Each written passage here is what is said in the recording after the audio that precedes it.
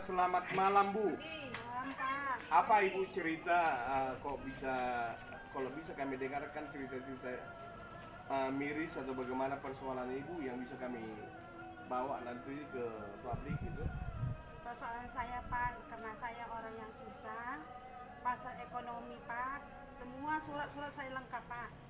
Dari persoalan surat yang katanya KTP ada, KK ada, tapi saya tidak pernah sama sekali dapat bantuan apapun, ke bansos atau PKH atau BLT ataupun apapun nggak pernah dapat Pak.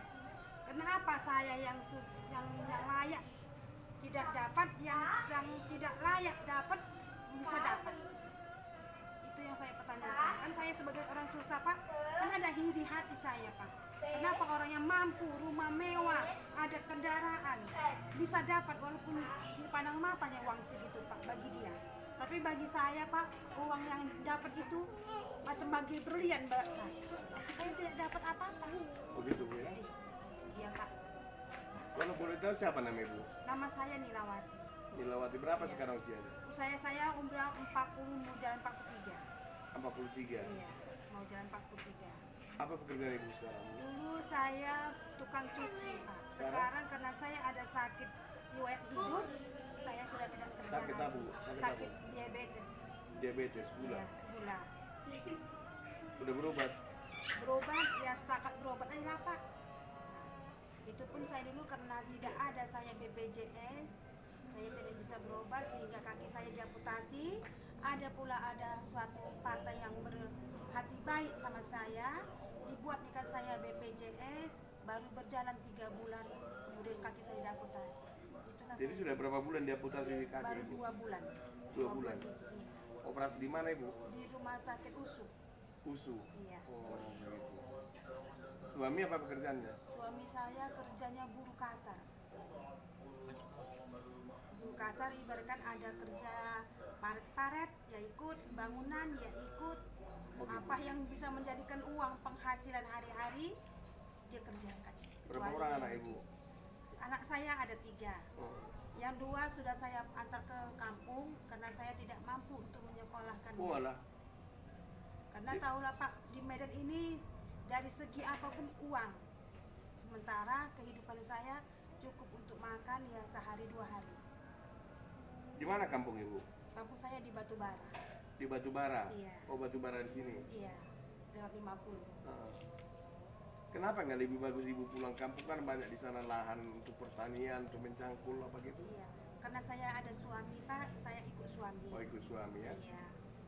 Suami saya pun tidak bisa bekerja berat atau setakat yang dia mampu karena kondisi dia serba kekurangan dan tak mengizinkan. Maksudnya? Suami saya ada kecacatan. Oh cacat. Iya. Penyandang cacat. Cacat permanen atau biasa? Cacat waktu dia sudah Kecelakaan kerja ya? Kecelakaan kerja. Iya. Oh kecelakaan kerja. Iya, dilanggar bus dari belakang. Lupa dia lompat dari becak sehingga terjatuh, terduduk di antara pinggir pasar dengan berem pasar. Jadi agak tinggi sebelah. Dia punya pinggang. Jadi apa sekarang kegiatan suami? Ya itulah Pak, yang halus-halus itu dibilang macam pasang seng, korek-korek kemampuan dia lah. Nggak bisa kita tetapkan dia harus kerja ini, nggak bisa. Oke Bung Deddy, ini kan kompleksitas persoalan di Kota Medan. Ya. Coba apa pandangan Bung Deddy gitu tentang permasalahan ini? Ya, kita perhatikan permasalahannya mirip ya, bahwa ada ketidakadilan di mana justru orang-orang yang membutuhkan yang tidak mendapatkan apa yang menjadi haknya. Jadi permasalahan di masalah pendataan ini. Itu tadi yang selalu disampaikan oleh Pak Uba Kasaribu, pemerintah itu jemput bola, taulah realita permasalahan. Berulang-ulang tadi sudah disampaikan, justru yang mampu yang mendapatkan bantuan itu. Apa dasarnya? Kenapa bisa seperti itu? Apa dibagi-bagi sama karena kenalan, karena saudara? Nah itu kan satu pelanggaran terhadap aturan yang telah ditetapkan oleh pemerintah. Ibu ini tadi sampaikan sudah berapa lama di Kota Medan ini? Sudah Udah mau jalan 9 tahun. 9 tahun. jadi warga negara. Warga negara Warga negara Kota Medan. Kota Medan. Warga negara Indonesia. Indonesia sudah lahir. Kota Medan sudah hampir 9 tahun. Katanya harus ada surat ini. Saya sudah lari ke dinas sosial. Dinas sosial. Sudah saya pergi lagi kemana-mana lah Pak.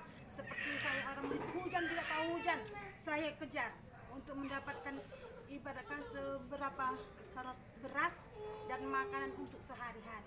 Untuk mendapatkan hak Nah, ibu hak tadi, ibu saya tadi sebagai warga yang mampu, yang layak. yang kewajiban negara sebenarnya Iya, nah. memberikan itu ya.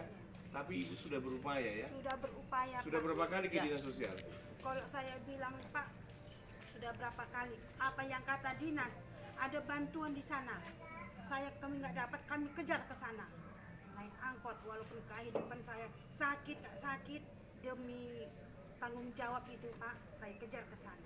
Oh begitu Bu ya. Hujan, gerimis, tidak peduli saya lari juga masuk ke dalam, kan masuk dalam itu Pak, saya ke sana. Oh gitu Bu. Tapi nihil, nol dapat.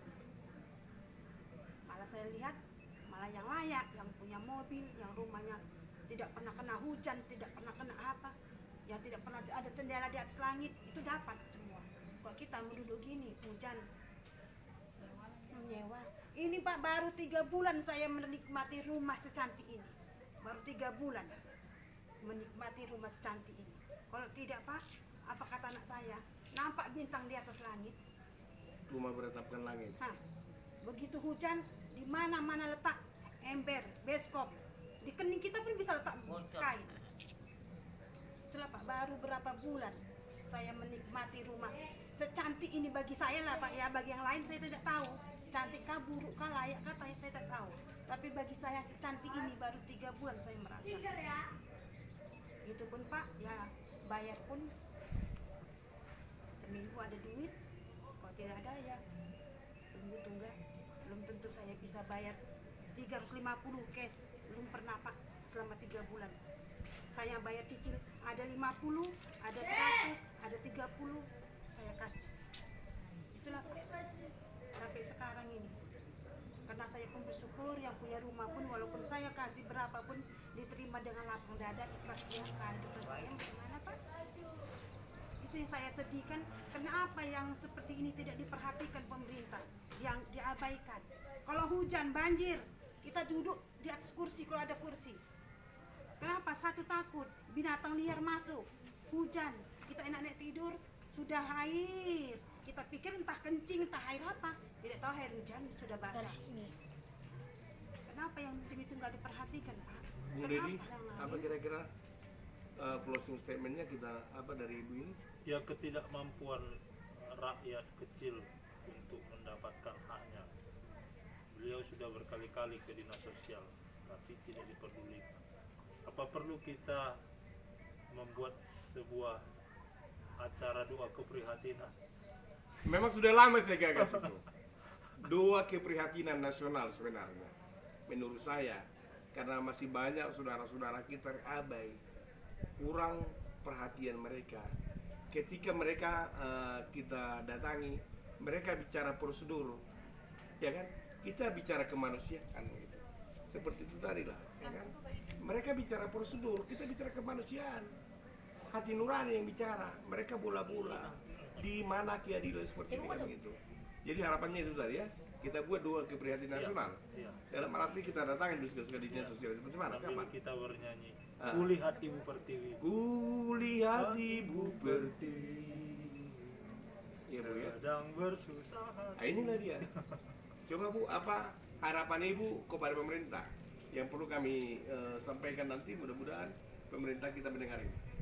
Bapak, saya mohon kepada Coba dekat pemerintah, tolonglah bantu kami rakyat kecil ini yang sangat membutuhkan perhatian, bukan rakyat yang besar. Kalau yang sudah kaya jangan ditambah lebih kaya, tapi yang miskin inilah diperhatikan, berilah sedikit saja rezeki ataupun hak kami kepada rakyat-rakyat yang kecil ini. Jangan terlalu kami tertindas Pak, tolong perhatikan. Memang Bapak tidak memberi banyak, bagi orang kaya tidak mampu cukup, tapi sama kami hanya 100-200 ribu, itu berharga seperti berlian bagi kami, Pak. Nah, kok Bapak mungkin berjuta, 3 juta, 4 juta, itu hanya untuk listrik kok bagi perempuan.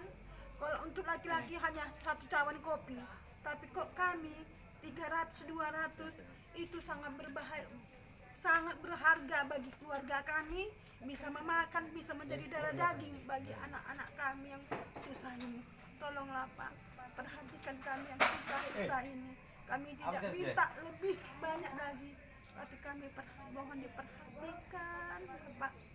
Itu saja yang saya mohon kepada Bapak pemerintah yang mampu membagikan rezekinya kepada kami rakyat kecil, rakyat yang hina ini.